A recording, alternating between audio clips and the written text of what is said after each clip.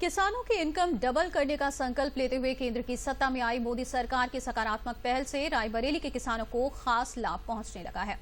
केंद्र और राज्य सरकार के प्रयासों से जिले में पारंपरिक खेती से हटकर बड़ी संख्या में किसान औषधीय खेती की तरफ रुख कर रहे हैं। कृषि विज्ञान केंद्र दरियापुर के कृषि वैज्ञानिक शैलेंद्र विक्रम सिंह ने बताया कि खेती का काम कभी घाटे का सौदा हुआ करता था, लेकिन अब नई तकनीक और बेहतर फसल चयन के माध्यम से आज खेती में युवकों का रुझान भी बढ़ रहा है। जिले में पारंपरिक खेती से हटकर औषधीय खेती करने वाले युवा किसानों की संख्या लगातार बढ़ती जा रही है। औषधीय खेती करके किसानों को अच्छा मुनाफा हो रहा है। उन्होंने औषधीय खेती करते समय कुछ सावधानियां बरतने की बातें बताई, जिन्हें किसानों को ध्यान में रखना चाहिए।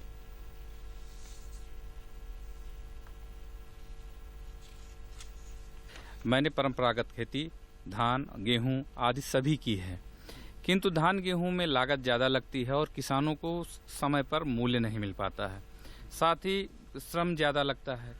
फिर हमें जो है जैव विकास बोर्ड से लेगी, उसमें जो है विभिन्न जो है वहाँ जो ओझा जी या जो भी वहाँ के कर्मचारी उन्होंने बताया कि आप जो है लेमन ग्रास लगाइए। ये साल में जो है 4 बार जो है फसल ये काटी जाएगी और उसके बाद जो है इसको जानवर भी नहीं खाएंगे।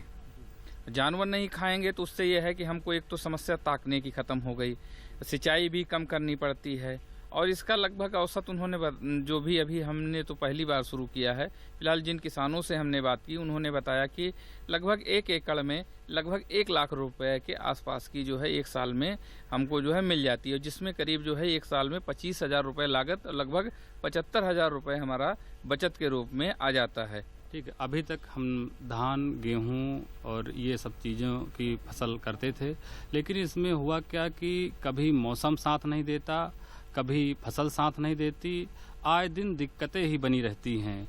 कभी कभी तो थोड़ा बहुत प्रॉफिट हो जाता है, लेकिन अधिकतर होता क्या है कि जो मिलना चाहिए किसान को वो नहीं मिल पाता है।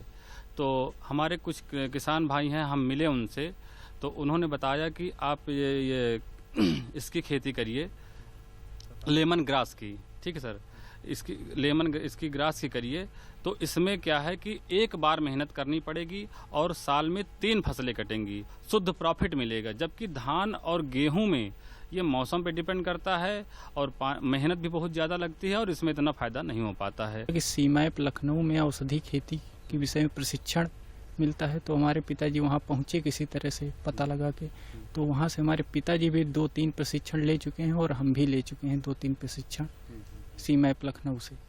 तो जब वहाँ से प्रशिक्षण लिए तो वहाँ के जो वैज्ञानिक हैं उनके द्वारा कई औषधि फसलों के बारे में बताया गया है, जैसे कालमेघ है, तुलसी है, पामारोजा, और बताया भी गया। और उनके द्वारा जैसे हमारे पास माल तैयार होता था तो बिकवाने में भी उन्होंने काफ़ी हमारी सहायता की। जैसे बायर्स का नंबर है व्यापारियों का वो दिया और जो ईमानदार व्यापारी हैं उनका नंबर दिए कि इनके पास बेचो, आपको पैसा मिल जाएगा आसानी से। तो इस तरह से हमने शुरू की।